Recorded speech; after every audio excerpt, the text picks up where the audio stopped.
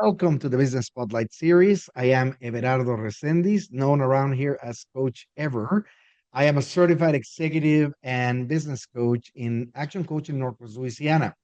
Today, I have Justin Brashear with College Athlete Consulting Company as my guest, and we're going to be talking about his business, the journey that took him to do these, uh, challenges, best practices, and sure peek into what it really is like to build and operate a business. If this is your first time on the channel, please be sure to like and subscribe to get notifications when we drop new conversations just like this one. And so, without further ado, Justin, welcome and thank you for being here today. Thank you, Coach Everett. Thank you for having me. Well, I'd love to hear a little bit of the background that you have and how you got here, right? Tell us a little bit about College Athlete Consulting Company. Sure, thank you. So I was born and raised in Louisiana. See the LSU flag behind you, so go Tigers. I grew up playing sports. My entire life was pretty much at a baseball field or on a football field or something like that. I was fortunate enough to play through college and into professional baseball for a while. And as life progressed, kind of got away from sports and went through a professional path, went to law school, and sort of went on that journey for a while. And as things have evolved and changed, and I have kids of my own now, and I'm around athletes more often. I saw the need to utilize my educational background and skill set, but also my personal experiences as an athlete to reach and impact as many up and coming, whether it's current or prospective collegiate athletes, because there's so much out there that is available for them, but there's also so much that is it's bad information or Right. misinformation, and I'm Predatory in some cases. yeah, and I'm just trying to be a sounding board, providing people with a way to sort of navigate the process of what's available to them and their families. So that's the genesis of it. It's very meaningful to me. Like I said, having been an athlete, having negotiated deals for people, it is something that I think is very important out there in the world today. Outstanding. And so set the stage for the viewers and the listeners. What does the current ownership look like? Are you a sole owner, founder? Are there any investors in your business? Sure. So I'm a solo practitioner. But my law practice is a solo practicing firm. And in this business, sort of a spinoff of that, using the skill set, I'm still a solo owner. However, um, I I'm putting my money where my mouth is. So I believe in college athletes and the opportunities that are presented to them. And so I've sort of assembled a handful of young people that are involved in college athletes, whether current athletes or prospective athletes, and we're doing NIL deals with them, or we're doing internship credits for them. There's another partner of mine in a way that he's helping me do some things, but again, he's a 22-year-old kid that's just got out of college, and yeah, I can speak to things from a long way off, but I really wanted people that were in it a lot closer to it to be Right. part of the process. So I have some hands in the pie, so to speak, with people that are working in it. But again, it's not about me. It's about getting the information and helping other people out there through the process. Got it. And so tell me a little bit about the person that your business is serving at this point. If I'm in the Sure. audience, how do I know I'm a good fit for you? Look, if you're anybody in the country that wants to play college sports or is being recruited to play college sports or is currently a collegiate athlete or a family member, anyone that has any sort of tie or desire to be involved in college athletics would be someone that I'm capable of helping and wanting to help. And that could be, again, like I said, yes, football, baseball, those things, that's where I live, right? So it's big here, but I know that Right. women's field hockey is big in the mid-Atlantic, and I know that soccer is big on the West Coast and water polo, things like that. Those young people and their families, they're still athletes. They still have a role within the greater ecosystem. And I found that there's too many people out there that are just talking to the 1% at the top, the the quarterbacks in the transfer portal, or the Libby Duns, if you will, that sort of built their own business, and they really don't need the help. I mean, they've got plenty of people around them, but everyone else out there, the other 98%, 99% of college athletes, are people that want to be in college athletics. They don't have any guidance. They don't have any Right. real direction. And sometimes people are just looking at, where do I go? Where do I start? And so, we looked at it as a way to get out in front of it, and provide information, provide education to allow these people and their families the opportunity to make the best decisions for themselves throughout their career.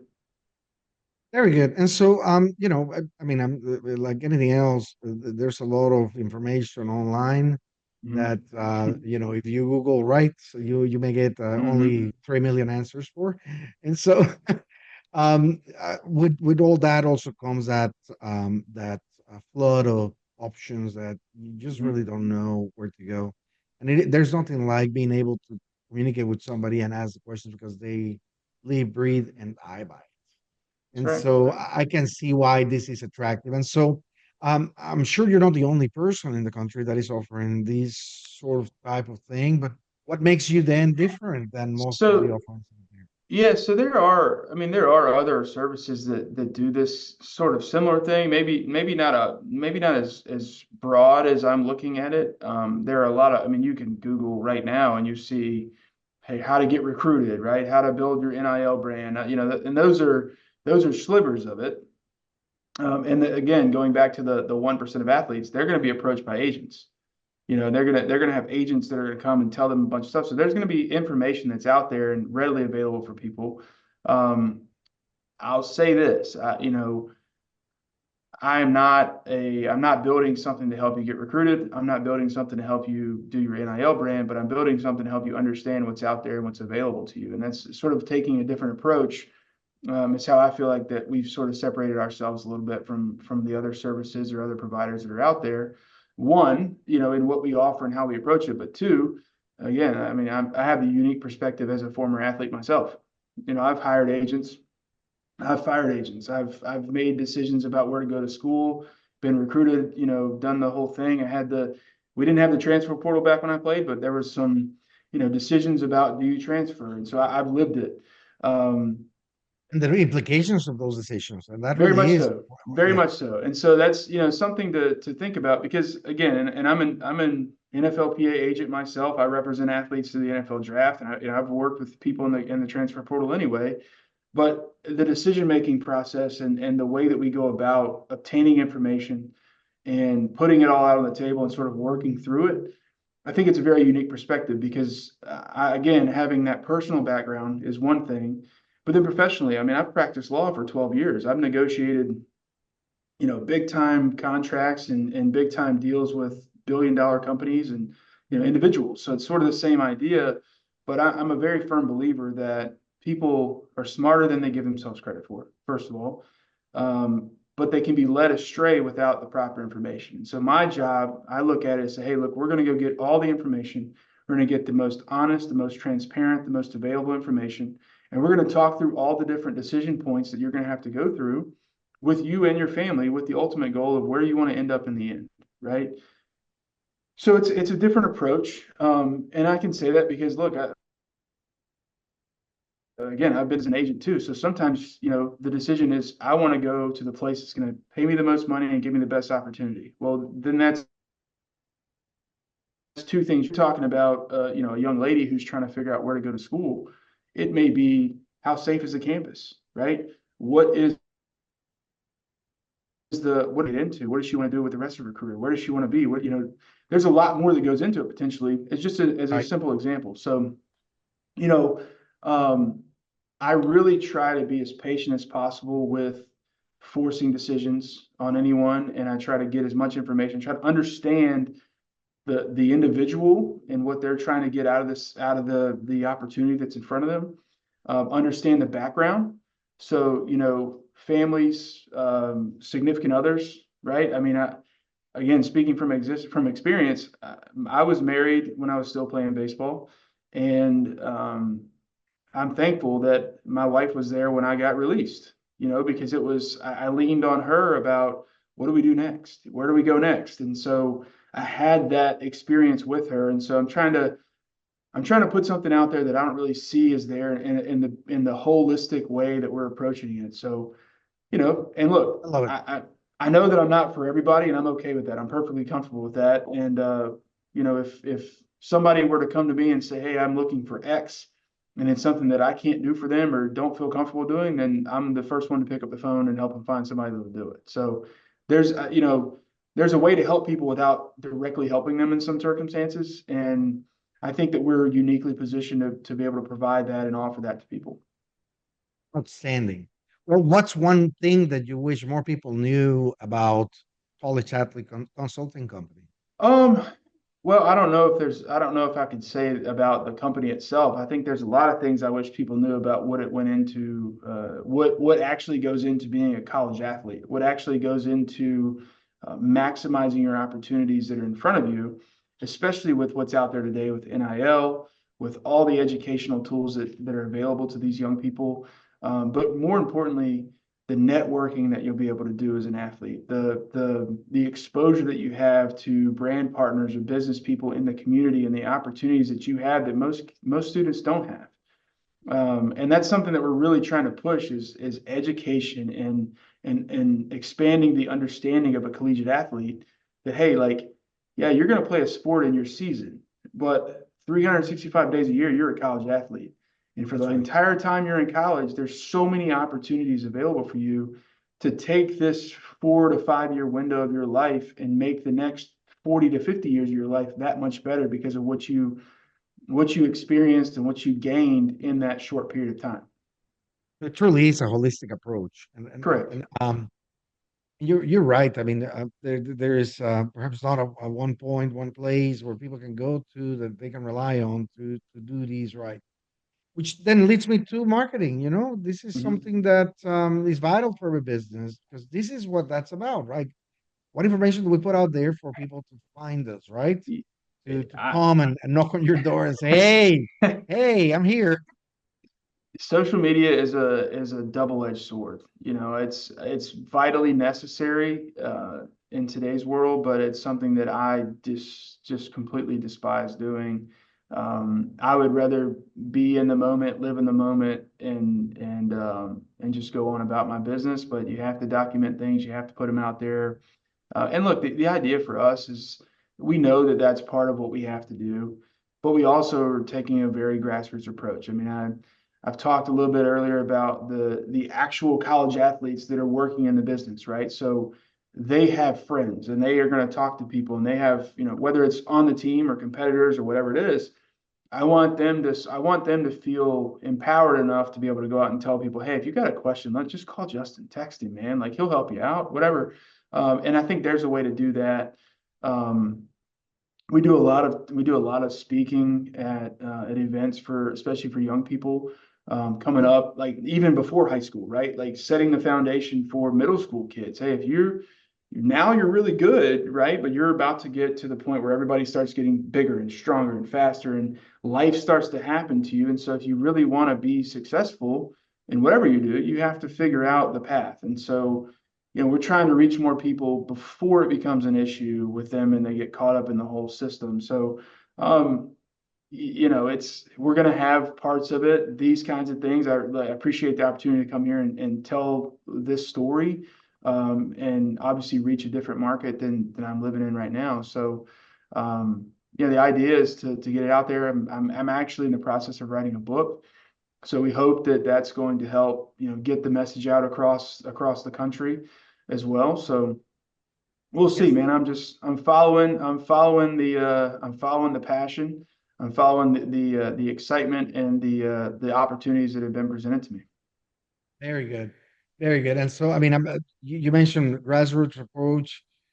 Yeah, social media is truly, let's call it, an extremely powerful way to reach a lot of people. Um, but it's in being that way, it's also let's call it very, very prone to abuse, and Mhm. that's really what it boils down to.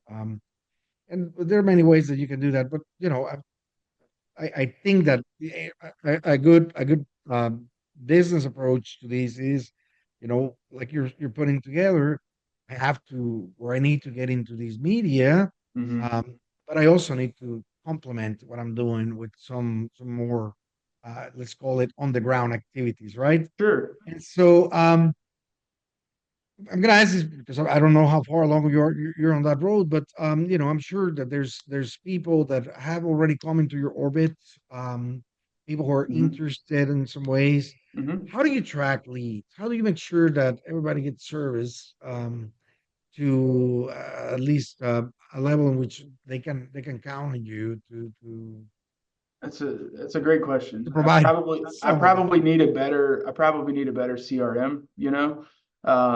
But for That's me, great. it's So what do you use nowadays? my God-given abilities in my brain. To be honest, I've kept it really small. I've been very intentional about the people that I've agreed to work with. Um, and very intentional about those that I've said, hey, I would rather work with you in a different capacity and sort of offering that. And it just, it allows me some time because I've built businesses before. I built a successful law firm in a short amount of time by, getting out there and being very aggressive.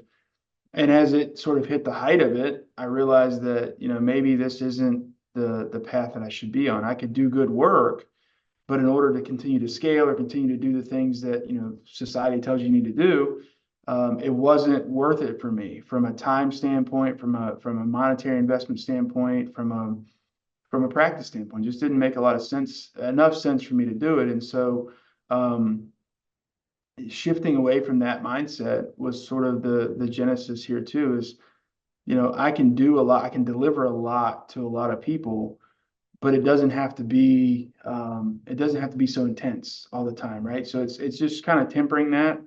I was thinking I probably, like I said, I probably need to find a better CRM to understand what's going on, but I'm very thankful and very fortunate for the abilities that I have right now to keep it all kind of That's right. together. And look, I mean, you touch on a very, very important point.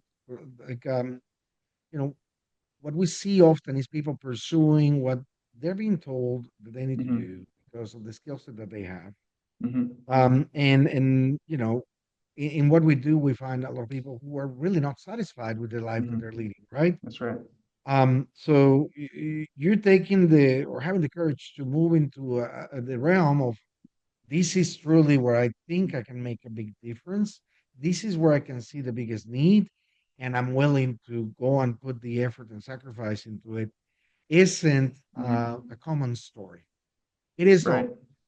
Right. And so the question is Right. always, okay, so what does it take to make that transition, right? Because I'm sure many of our listeners are, Hmm. questioning whether they went into the right Yeah. thing. Yeah. And so, what leads you there? Man, that's a great question. I mean, I'm probably the most fortunate person that I know, frankly. I have a fantastic family. My wife is a rock star. She's been there since I got released. I talked about it earlier. Two beautiful kids, and I kind of they drive a lot of what I do, and for me, it was always about trying to find ways to still be fulfilled professionally, but have time and the energy to go home and be a dad and a husband and be a friend, and so. Um, I started thinking about this really as a full-time business several months, probably 8, 12 months ago, about this time last year. I was like, I gotta do something. I kind of felt that call. And man, I turned to the Bible. I turned to seeking faith, and that's really, I think, as it has evolved, everything I've done in this space feels ordained. Everything I've Yes, done feels like it's an opportunity again to be non-conventional, to take the risk and to be able to tell this story. Because look, at the end of the day, most people think I'm crazy. And that's fair.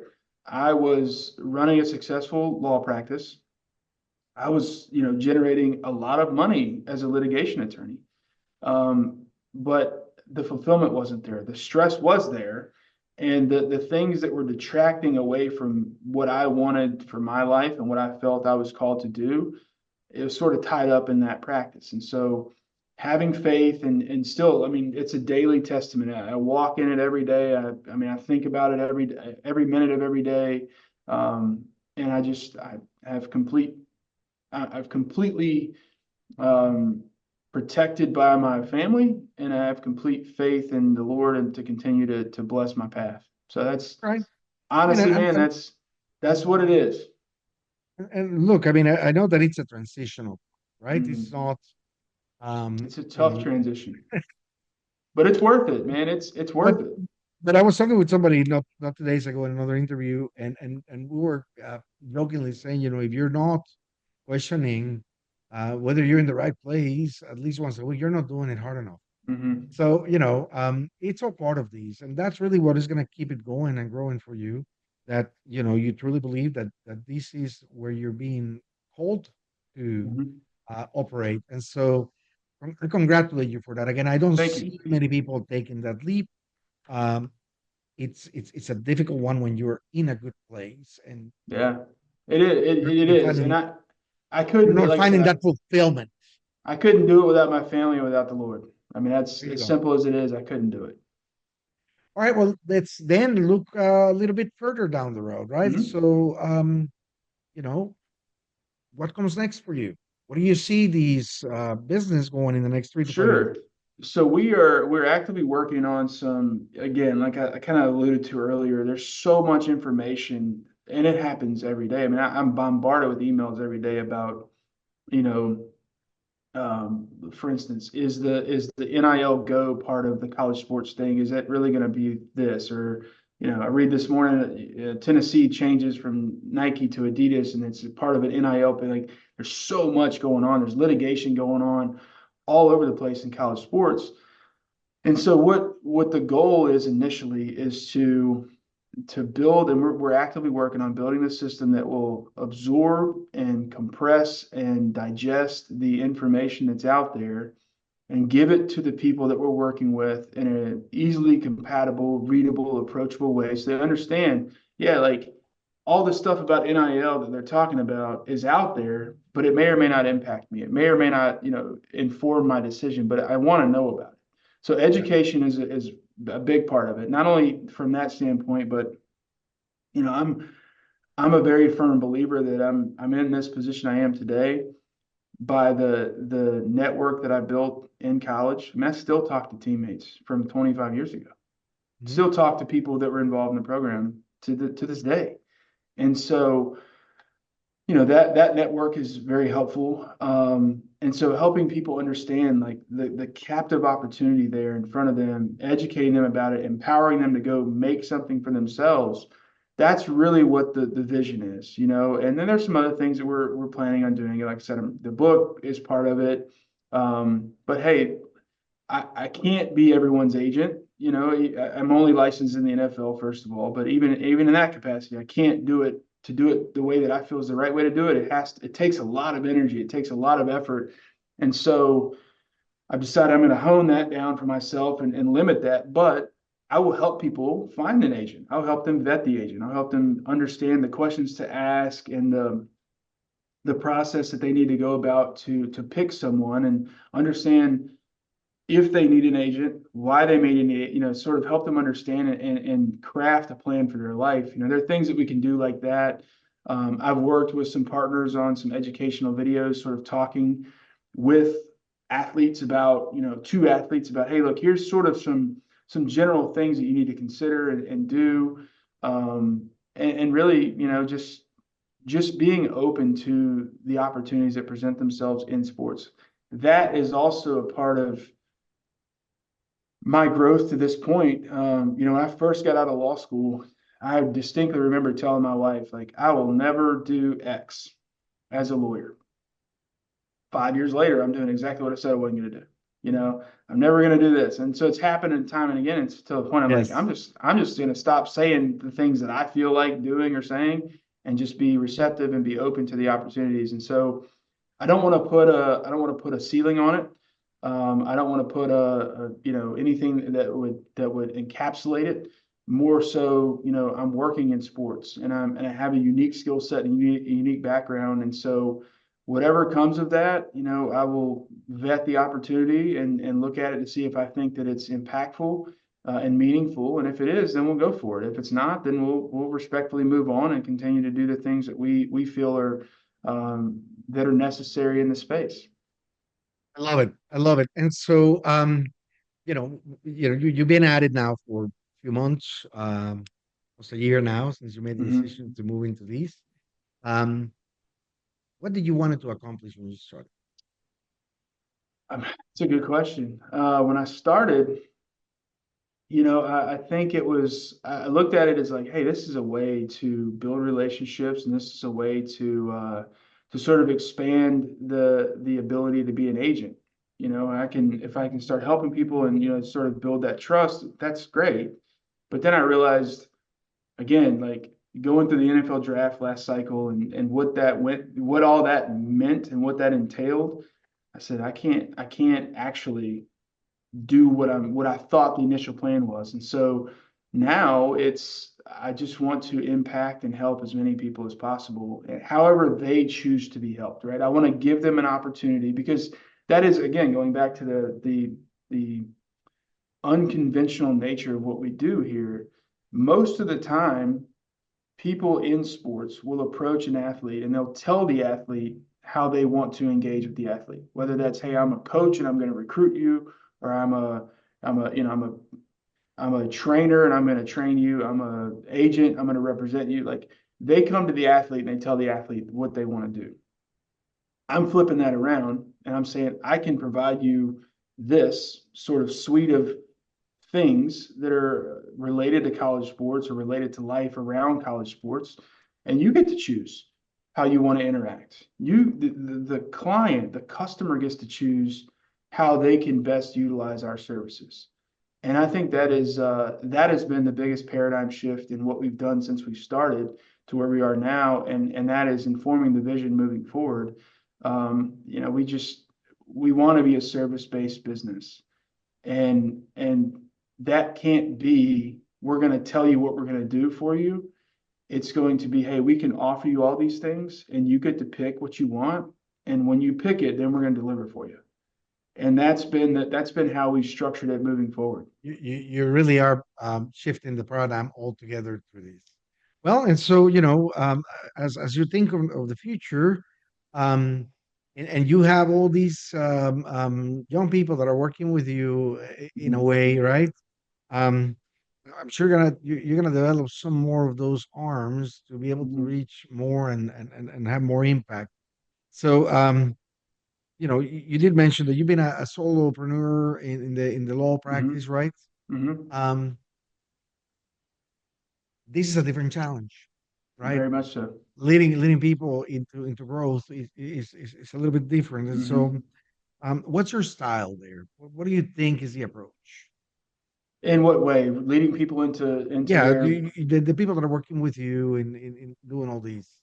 And I just listening. say that because I know Yeah, that there are people that listen to these, and listening I get first. that. You have to listen. You have to, again, going back to the talk earlier about the law practice, right? People would come to me and they'd have a problem, and they would listen to me tell them the things I thought they needed to do to solve their problem, right?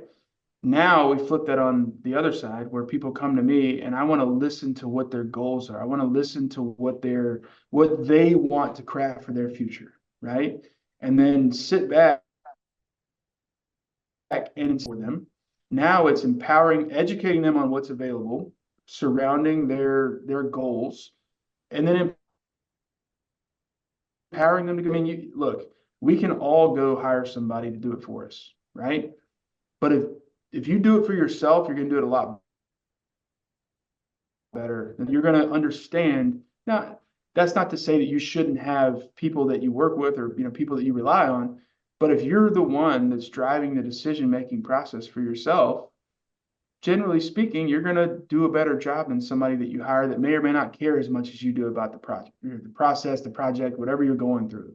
And so being more attentive to what people are looking for, again, it goes back to how we even allow people to approach us and tell us how they want to be interacted with, right? It's that's been the biggest change professionally, especially transitioning away from the litigation side of things, right? Right. People don't know what they're doing in litigation, so they come to me and it's like, all right, go, and they This is just what we're follow gonna do. along. And that's great. But at the same time, it's not, I didn't feel that it was doing what it needed to do for me with the people I was working with to continue to pour into that. And so this is a project that's going a little bit different direction, hopefully with the same goal of helping people through the process and helping people understand what they can do for themselves. Love it. Love it. So we have certainly covered a lot of ground in this Mhm. conversation today. And for those people who are watching, I highly encourage you to save these and come back a few times for additional watch. There's great nuggets here. And so, Justin, as we begin to wrap up, I have a few rapid fire questions. Okay. Sure. Okay. Quick couple of answers for each. Number one, what's the key to success for you? That's tough. I think it's believing in what you're doing. I was going to say it has to go on the line of belief because that's what's been Mhm. driving your life for the past year, right? You got to believe in what you're doing. If you don't, you're not going to be successful. What is your one piece of advice for other business owners? Burn the boats. Nobody's coming to save you. Nobody's gonna feel bad for you. At the end of the day, you got to hunker down and make decisions that are gonna lead you in the direction you feel like you need to go. That is outstanding advice. What is one book that you're reading or you have read that you think everybody in business should actually get their hands on? Mm. I read Shoe Dog recently by Phil Knight. It was an incredible book. It was, forget the branding, forget everything else, but Phil talked about the way that he built Nike and what he went through. It was the genesis story of Nike, which is obviously everyone knows Nike now as a Yes, monster, but it's a great book, Shoe Dog. love it. And so, if you had to choose only one area of your business that you could immediately improve tomorrow, what would that be? Service. How so? I mean, it can always get better. And no matter how good you are, no matter how much you can put out there and provide for people, there's somebody that's going to need something more, something different. And so being attentive to what the needs are of the people that you serve, I think is the most important thing that I would want to continue to improve every day. That is very cool. Thank you, thank you, thank you. It speaks to me. And so, before we get into the final question of the day, how can other people learn more about you? Justin, how Sure. can they get in touch? Thank you. Yeah, so the website is collegeathleteconsulting.com.